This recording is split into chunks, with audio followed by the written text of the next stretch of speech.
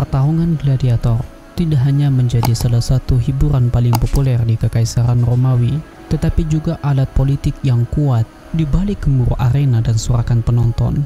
Tersembunyi kisah asal-usul yang tak banyak diketahui. Meskipun identik dengan kejayaan Romawi, tradisi berdarah ini sebenarnya berakar dari luar perbatasan mereka.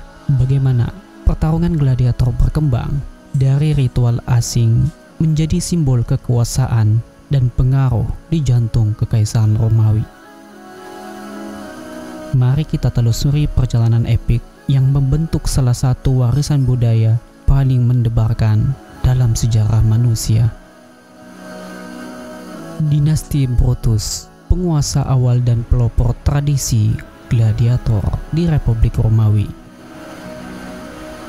Dinasti Brutus adalah salah satu keluarga paling berpengaruh dalam sejarah awal Republik Romawi. Keluarga ini dikenal karena kekuatannya dalam pemerintahan dan perang pentingnya dalam membentuk pondasi Republik. Lucius Junius Brutus, salah satu anggota dinasti yang paling legendaris, memimpin pemberontakan melawan raja terakhir Roma, memainkan peran krusial dalam mendirikan Republik Romawi pada tahun 509 sebelum Masehi. Sepanjang sejarah Romawi, keturunannya telah memegang kendali atas jabatan-jabatan penting, menganggap diri mereka sebagai penjaga sejati nilai-nilai Romawi.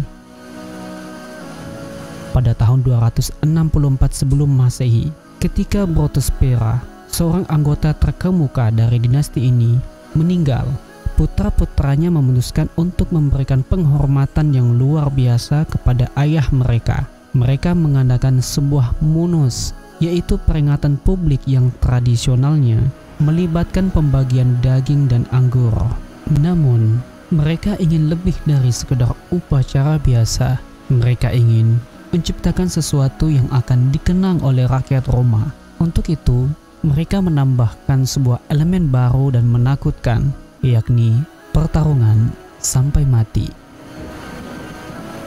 Keputusan inilah yang menandai awal dari tradisi pertarungan gladiator yang brutal, sebuah hiburan berdarah yang akan menjadi salah satu ciri khas Kekaisaran Romawi selama berabad-abad.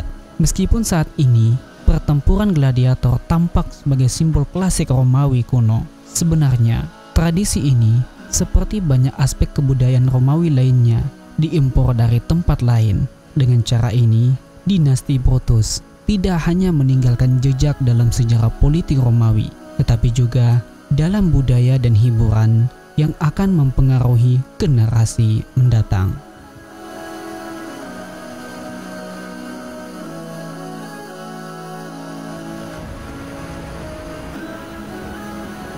Tradisi yang diimpor. Awal mula pertarungan gladiator di Roma. Dalam catatannya, penulis Romawi Ausonius mengungkapkan bahwa pertandingan gladiator pertama yang diadakan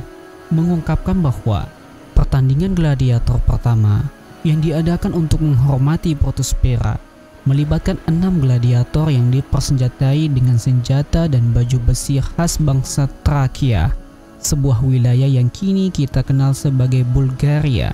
Meskipun detail pertarungan ini tidak tercatat, bayangan tentang 6 budak malam yang dipaksa bertarung hingga mati dengan hanya satu yang tersisa sebagai pemenang terasa begitu kuat. Saat darah mulai mengalir dan daging serta anggur dibagikan kepada para tamu, upacara untuk menghormati Brutus Pera mencapai puncaknya. Jiwa yang telah mati, menurut kepercayaan mereka, dapat memulai perjalanannya menuju akhirat. Namun, yang lebih penting, sebuah tradisi baru terlahir di Roma. Kaum plebeian yang sebelumnya hanya menikmati hiburan sederhana, kini menemukan kesenangan dalam tontonan yang brutal dan berdarah. Dengan cepat, apa yang dimulai sebagai penghormatan keluarga berubah menjadi salah satu hiburan paling ikonik dan mengerikan di seluruh Kekaisaran Romawi. Pertarungan gladiator, pengorbanan manusia dalam balutan hiburan. Pertarungan Pertarungan gladiator yang digelar untuk menghormati Brutus Spera bukan sekedar hiburan, melainkan bentuk pengorbanan manusia yang nyata. Di dunia kuno, praktik seperti ini bukanlah hal yang asing. Untuk menghormati tokoh-tokoh terkemuka pada pemakaman mereka, darah manusia sering kali ditumpahkan. Contohnya dalam epik Iliad, pahlawan Yunani Achilles mengorbankan selusin tawanan Troya sebagai persembahan di pemakaman sahabatnya Patroclus. Di Italia, suku Campania yang menurunkan tradisi pertarungan gladiator ini mempopulerkannya sekitar 1 abad sebelum kematian Brutus Spera. Mereka yang merupakan keturunan pemukim Yunani memanfaatkan tontonan ini tidak hanya sebagai ritual pemakaman, tetapi juga sebagai perayaan kemenangan militer. Menurut penulis Romawi, Livy, orang Campania memulai tradisi ini setelah mengalahkan musuh bebuyutan mereka, orang Samnit. Para tawanan dipaksa bertarung sampai mati, mengenakan baju besi musuh yang telah direbut sebagai simbol penghinaan dan kemenangan. Namun, asal-usul tradisi pengorbanan gladiator mungkin berasal jauh lebih ke utara, di Etruria, sebagai salah satu rival utama Romawi. Etruria memberikan pengaruh besar dalam berbagai aspek budaya Romawi. Penggambaran paling awal tentang pertarungan gladiator yang terkait dengan pemakaman ditemukan dalam lukisan di makam Canvania yang berasal dari abad keempat sebelum Masehi, menandai awal dan tradisi yang kemudian akan berkembang menjadi salah satu hiburan paling ikonik dan berdarah di Kekaisaran Romawi. Tontonan berdarah ini yang kini kita kenal sebagai pertarungan gladiator pada awalnya adalah ritual yang dipenuhi dengan makna sakral. Ini adalah pengorbanan manusia yang dipersembahkan dalam kemegahan dan horor untuk memastikan perjalanan jiwa ke alam baka dan untuk merayakan kemenangan yang agung. Seiring waktu, pengorbanan ini berkembang menjadi bentuk hiburan publik yang memukau. Tetapi akar dari setiap pertarungan gladiator tetap ada: darah, kehormatan, dan pengorbanan.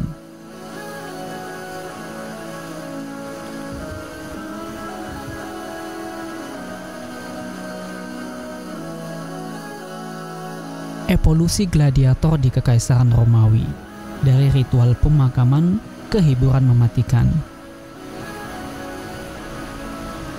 Di Roma, pertarungan gladiator awalnya dimulai sebagai bagian dari ritual pemakaman, tetapi dengan cepat berkembang menjadi tontonan besar yang mendominasi masyarakat sepanjang abad terakhir sebelum Masehi. Popularitasnya yang meningkat terlihat dari jumlah gladiator yang terus bertambah dalam setiap munus atau pertunjukan yang digelar. Pada tahun 216 sebelum Masehi, pemakaman Konsul Marcus Aemilius Lepidus menjadi ajang pertarungan brutal di mana lebih dari 40 gladiator bertarung hingga titik darah penghabisan hanya dalam kurun waktu kurang dari 4 dekade. Pada tahun 183 sebelum Masehi, skala pertarungan semakin besar ketika 120 gladiator bertempur selama 3 hari penuh untuk menghormati negarawan Publius Licinius. Seperti halnya pembagian daging dan anggur yang menjadi bagian dari upacara, pertarungan berdarah ini dirancang untuk memamerkan kekuatan dan status keluarga yang meninggal kepada publik. Pada awalnya, pertarungan gladiator dipentaskan di Forum Boarium, pasar ternak Roma yang hanya menawarkan fasilitas sederhana bagi penonton. Namun seiring dengan meningkatnya skala dan popularitas pertunjukan, arena pertarungan dipindahkan ke Forum Romanum yang lebih besar. Di lokasi baru ini, tribun kayu didirikan untuk menampung jumlah penonton yang semakin membludak, menunjukkan besar daya tarik hiburan ini di mata masyarakat. Transformasi yang terjadi pada gladiator itu sendiri. Awalnya mereka hanyalah budak yang dipaksa bertarung dengan senjata sederhana dan tanpa baju besi. Mereka memiliki sedikit atau bahkan tanpa pelatihan dan harus berjuang sekuat tenaga untuk bertahan hidup. Namun, seiring waktu, para penyelenggara penguburan mulai mempersenjatai gladiator dengan baju besi yang biasa dikenakan oleh tentara Romawi, termasuk Camille. Meskipun baju besi ini memperpanjang durasi pertarungan, tujuannya tetaplah sama, menghasilkan tontonan yang penuh darah dan pengorbanan manusia, bukan sekedar memastikan kelangsungan hidup. Akhirnya, baju besi tersebut dihilangkan, meninggalkan para gladiator dengan perlengkapan ikonik yang terdiri dari pedang, helm, dan perisai dengan perlindungan minimal pada bagian dada. Ini membuat luka lebih mungkin berakibat fatal, memastikan bahwa setiap pertarungan akan dipenuhi dengan darah dan kematian. Sebuah tontonan yang brutal namun memikat, yang menjadi ciri khas hiburan di Kekaisaran Romawi. Dari penghormatan hingga senjata politik, evolusi Munus di Kekaisaran Romawi. Pada abad pertama sebelum Masehi, Munus, pertarungan gladiator yang awalnya berfungsi sebagai penghormatan dalam upacara pemakaman, telah berkembang menjadi alat politik yang ampuh. Meskipun secara formal masih dikaitkan dengan penghormatan bagi orang yang telah meninggal, dalam praktiknya, Munus telah menjadi sarana bagi para pejabat Romawi yang ambisius untuk meraih dukungan publik. Salah satu contoh paling terkenal adalah Julius Caesar yang tahun 65 sebelum Masehi mengadakan sebuah munus megah untuk mengenang ayahnya yang telah meninggal 2 dekade sebelumnya. Namun, ini bukan sekedar acara pemakaman. Ini adalah pernyataan kekuatan politik. Caesar mengumpulkan 640 gladiator yang dipersenjatai dengan baju besi dari perak murni, menciptakan tontonan yang begitu memukau hingga tak seorang pun bisa melupakannya. 2 dekade kemudian, ketika putrinya yang telah meninggal hampir 10 tahun sebelumnya menjadi alasan resmi, Caesar kembali menggelar munus lain yang tak kalah megah. Kali ini ia menambahkan sentuhan dramatis dengan mempertemukan 2 anggota aristokrasi Romawi dalam pertarungan mematikan, mempermalukan mereka yang pernah mendukung lawan politiknya, Pompei. Namun, di balik gemerlap dan kekejaman Munus ini, intrik politik terus berputar. Setahun setelah pertunjukan terakhirnya, Caesar tewas di tangan anggota Senat Romawi, dan Romawi pun terjebak dalam perang saudara yang menghancurkan. Ketika kekuasaan kekaisaran mulai mencengkram Roma, para kaisar melarang penyelenggaraan munus oleh individu tanpa izin tertulis, mengalihkan kontrol pertarungan gladiator sepenuhnya ke tangan negara. Namun, larangan ini tidak mengakhiri pertarungan gladiator. Sebaliknya, munus berkembang menjadi tontonan yang dikelola langsung oleh kekaisaran, diatur dengan cermat untuk menghormati kaisar dan mengukuhkan popularitasnya di mata rakyat yang masih lapar akan darah, roti, dan hiburan.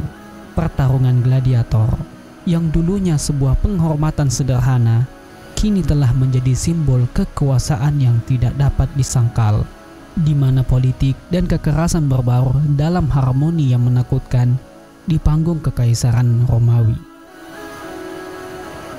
Bagaimana menurut Anda? Semoga dapat menambah wawasan Anda. GNN Indonesia.